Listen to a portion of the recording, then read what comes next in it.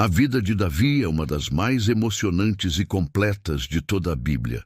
Imagina só, ele foi pastor, músico, guerreiro, poeta e um dos maiores reis da história de Israel. Mas acima de tudo isso, ele recebeu um título único, que ecoa até hoje: um homem segundo o coração de Deus. Como um simples jovem pastor, alcançou um lugar tão especial na história da fé. Davi era o filho mais novo de Jessé, lá em Belém. Enquanto seus irmãos mais velhos eram vistos como fortes e importantes, Davi ficava nos campos com uma tarefa aparentemente humilde: cuidar das ovelhas da família. Mas foi justamente ali, na solidão do campo, que o seu caráter foi forjado. Sozinho, Davi aprendeu a depender de Deus de uma forma íntima e profunda. Ele não era um pastor passivo. Quando um leão ou um urso aparecia para atacar o rebanho, ele não fugia. Ele enfrentava a fera com coragem para proteger as suas ovelhas. E nos momentos de paz, entre o verde dos pastos, ele não ficava ocioso. Pegava sua harpa e compunha cânticos, louvores ao Senhor, que mais tarde se tornariam alguns dos salmos que tanto nos inspiram. Foi nesse período que a história de Israel estava prestes a mudar. O rei Saul havia desobedecido a Deus, e o profeta Samuel recebeu uma ordem divina: ir até a casa de Jessé e ungir um novo rei. Ao chegar lá, Samuel ficou impressionado com a aparência dos filhos mais velhos de Jessé. Mas para cada um que era apresentado, Deus dizia a Samuel que não era ele o escolhido. Foi então que Deus entregou uma lição que atravessa os séculos. O homem vê a aparência, mas o Senhor vê o coração. Intrigado, Samuel perguntou se não havia mais nenhum filho. E então mandaram chamar o caçula, o jovem ruivo que estava no campo. Assim que Davi chegou, Deus confirmou: é este, levante-se e unja-o. Diante de todos, o improvável pastorzinho foi ungido, e o Espírito do Senhor se apoderou dele. Pouco tempo depois, essa fé seria colocada à prova de uma forma espetacular. Israel estava em guerra contra os filisteus, e um guerreiro aterrorizante surgiu no campo de batalha: Golias, um gigante com quase 3 metros de altura. Durante 40 dias, ele desafiou o exército de Israel, humilhando os soldados, e ninguém tinha coragem para enfrentá-lo. O medo havia paralisado uma nação inteira. Foi quando Davi, que tinha ido levar comida para seus irmãos no acampamento, ouviu os insultos do gigante. A sua indignação não foi com o tamanho do inimigo, mas com a ofensa contra o Deus de Israel. Ele se apresentou ao rei Saul, determinado a lutar. Saul, vendo apenas um jovem, tentou dissuadi-lo, mas depois ofereceu sua própria armadura. Davi a experimentou, mas logo a tirou.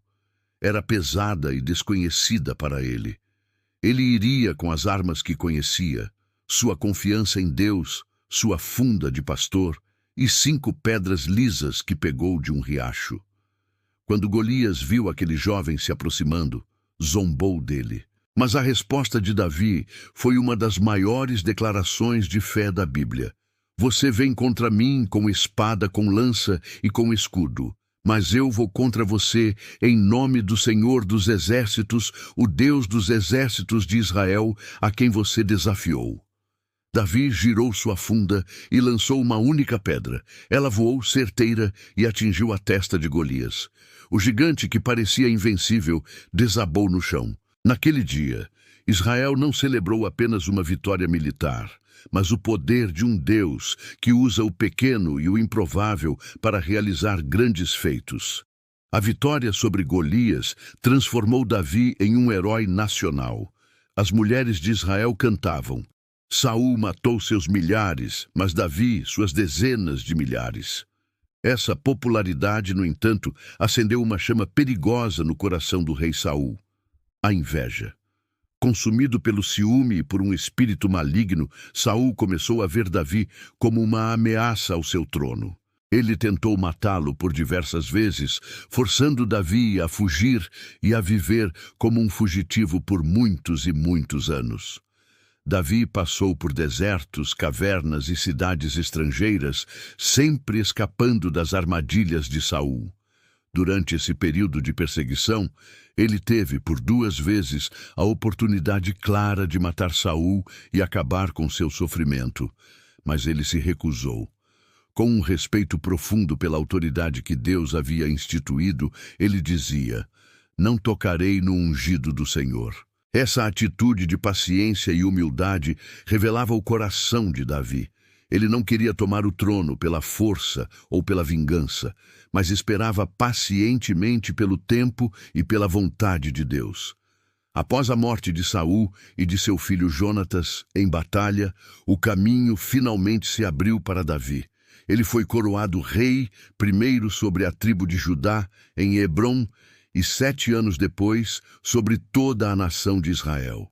Um de seus primeiros e mais importantes feitos como rei foi conquistar a fortaleza de Jebus, que se tornaria Jerusalém, a cidade de Davi.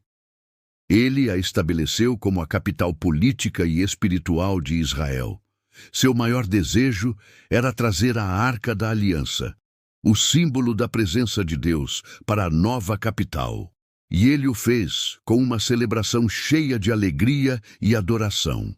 O reinado de Davi foi marcado por grandes vitórias militares, expansão do território e prosperidade.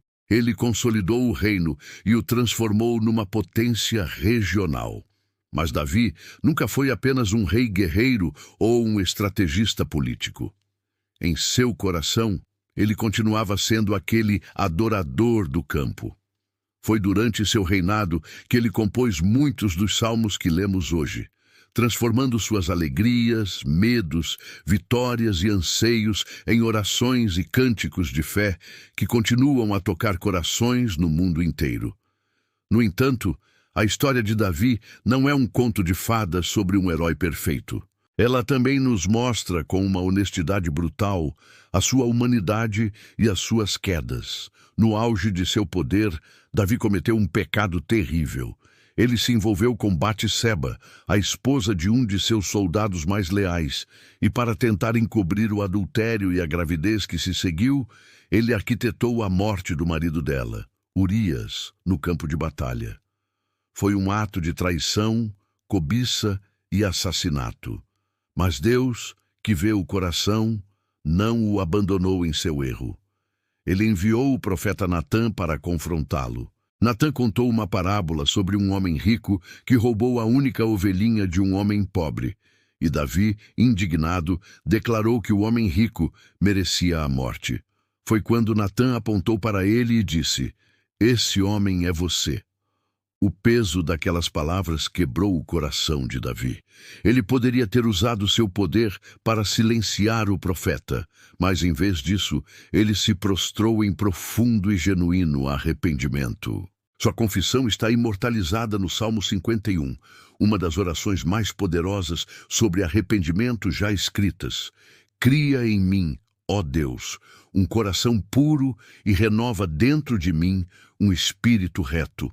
Embora tenha sido perdoado por Deus, Davi sofreu consequências dolorosas e duradouras por seus pecados, incluindo tragédias dentro de sua própria família.